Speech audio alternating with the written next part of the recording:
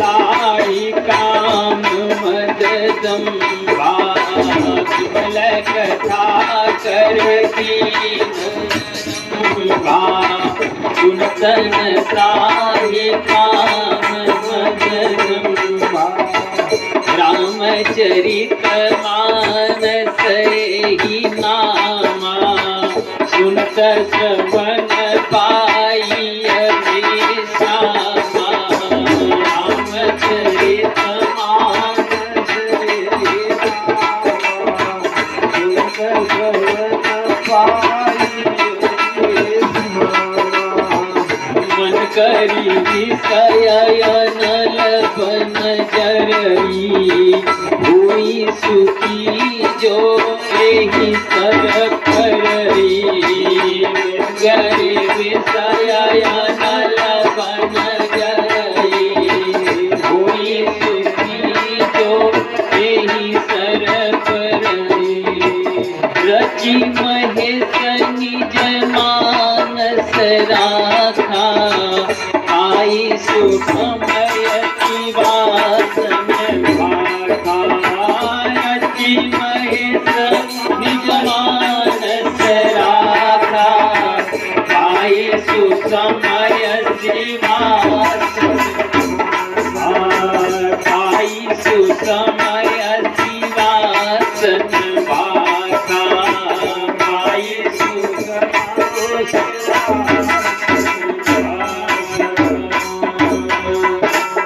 बाबा तुलसी इन चौपाइयों के माध्यम से इस श्री रामचरित मानस को हम आपके समक्ष प्रस्तुत करना चाहते हैं। कहते हैं इनका पहला शब्द है विमल कथा कर कीन आरंभा। भगवान शंकर, आपको याद होगा जब बाबा तुलसी लिख रहे थे मानस को तो संस्कृत में प्रारंभ किए, तो रात्रि में संस्कृत में श्लोक लिखते थे और सुबह वो गायब। करीब करीब 6 दिन परेशान हुए, आखिर हो क्या रहा है। एक दिन रात्रि में भोले बाबा और मां पार्वती स्वप्न में आए और कहे कि तुलसी, तू संस्कृत लिखने के लिए जन्म नहीं लिया है और अब तक, क्योंकि बाबा ने इशारा कर दिया कि आगे आने वाले दिनों में संस्कृत समाप्त हो जाएगी, संस्कृत को न पढ़ने वाला बचेगा न समझने वाला पढ़ेगा। अगर ये मानस आज संस्कृत में होती तो हम भी चुपचाप लाल कुर्सी पे बैठे होते हैं। एकदम ठेठ भाषा में है, कोई भी इसमें से कोई भी आकर पढ़कर गा सकता है। सबके लिए मानस है, चाहे वो हल चलाता हो चाहे सब्जी बेचता हो। कहते हैं जब बाबा ने दर्शन दिया और बाबा तुलसी को कहा कि तुम जो है अपने गांव की भाषा में लिखो, तो बाबा तुलसी का गांव राजापुर है, इलाहाबाद के करीब है। वहां की जो गांवटी भाषा है वो अवधी भाषा है, जो हम लोगों की है, लगभग मिलती जुलती। बहुत सारे घरेलू शब्द इस मानस में उपयोग में लाए गए हैं। तो आप देखेंगे ये गांवटी भाषा में है। तब बाबा, भोले बाबा का आदेश मानकर वो गांव की भाषा में लिखने लगे और मानस इस प्रकार से पूर्ण हुआ।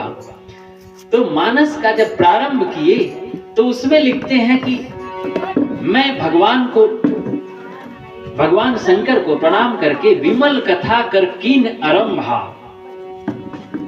आज की जो भूमिका है वो थोड़ा सा ध्यान दीजिएगा, बहुत अलग किस्म की है। ये चौपाइयां मानस के बाल कांड में है, यद्यपि इस पर ध्यान नहीं दिया। कर कीन आरंभा, मैं किस कथा को आरंभ करने जा रहा हूं वो विमल है, जिसमें मल नहीं है। अब ये मल क्या है? मल की कथा जीव की कथा होती है। जैसे इस मानस का पाठ होते रहता है, सैकड़ों बार हजारों बार लोग सुन चुके होंगे, लेकिन कभी ओपन नहीं हुआ। लेकिन अभी किसी जीव की कथा दूसरी तीसरी बार बोलिए तो लगता है कि बस कीजिए। अब तो कहते हैं कि मैं किस कथा को आरंभ करने जा रहा हूं वो विमल है, उसमें मल नहीं है। जिस कथा को सुनने के बाद मन की व्यथा दूर हो वो राम कथा। लेकिन जिस कथा को सुनने के बाद माइग्रेन शुरू हो जाए वो मल की कथा है, वो जीव की कथा है। और फिर आगे कहते हैं, अरे सुनत न साही काम मद दंभा। इस मानस की कथा को सुनने के बाद, इस मानस की कथा को सुनने के बाद कहते हैं कि सुनत नसाही काम मद दंभा। ये शास्त्र के बहुत ऊंचे ऊंचे शब्द हैं। यद्यपि मेरी जीवा बहुत छोटी है, हम कोई ज्ञानी नहीं है, लेकिन ये शास्त्रों के बहुत ऊंचे शब्द हैं। यहां कहते हैं सुनत नसाही, नसाही माने वैसे सामान्य भाषा में नष्ट होना, लेकिन नसाही का मतलब है कि नष्ट होगा आपके सामने, लेकिन आपको पता चलेगा नहीं। जैसे बर्फ रख दीजिए तो देखते देखते गायब हो जाती है। हम लोग बचपन में जब बिनौरी गिरती थी तो उसको बीन लेते थे, लगता था कि कुछ देर चलेगी, लेकिन कब गायब हो जाती थी पता नहीं। उसी तरह से कहते हैं कि काम मद, काम माने कामना, मद माने अहंकार, और दम्भ, दम्भ माने दिखावा। ये सब आपके जीवन में धीरे धीरे नष्ट हो जाएंगे, लेकिन आपको पता नहीं चलेगा। अब ये कामना क्या है? कामना जीव के अंदर जितने भी विकार हैं, वो विकार पूरी तरह से जीव खत्म नहीं कर सकता, वो धीरे धीरे कम हो जाएंगे, लेकिन उसमें प्रभु की कृपा होगी तब। सुनत न साही काम मद दंभा। कामना क्या है? कामना है कि पहले साइकिल से चलते थे तो लगा कि पैडल मारने में थोड़ा तकलीफ है, एक फटफटिया हो जाए बिना गियर वाली तो भी चलेगा। अब हो गई, अब सोच रहे हैं कि इससे काम नहीं बन रहा है, अब वो 2 चक्का हो जाए जिस पर भूत बैताल को चढ़ा देता है पीछे, वो वाली, पिछला लगता है कि बैठा हुआ है चलाने वाले के ऊपर। फिर कामनाएं बढ़ी कि 2 चक्का से नहीं, अब तो उड़ने का मन कर रहा है, तो 4 चक्का की कामना हुई। फिर लगता है कि 4 चक्का से काम नहीं चलेगा। तो कामना कभी भी जीवन में समाप्त नहीं होती। यहां कहते हैं कि नशा ही नष्ट हो जाएगा। कैसे? सुनने मात्र से धीरे धीरे नष्ट होगा, आपको पता नहीं चलेगा। काम मद दंभा। और इस ग्रंथ का नाम क्या है? हरे रामचरित मानस ही नामा। इसको सुनने के बाद सुनत श्रवण पाई विश्रामा। इस मानस को सुनने के बाद कान में कहते हैं सुनत श्रवण पाई विश्रामा, विश्राम की प्राप्ति हो जाएगी। अब विश्राम क्या है? हम लोग कहते हैं कि आधा घंटा खाने के बाद विश्राम करें। विश्राम नहीं, वो आराम है। विश्राम, आपको मैं विश्राम बताता हूं।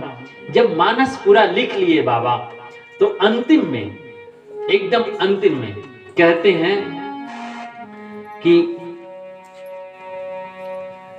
जाकी कृपा लवले सते मति मंद तुलसीदास हूँ, पायो परम विश्राम राम समान प्रभु नहीं कहूँ।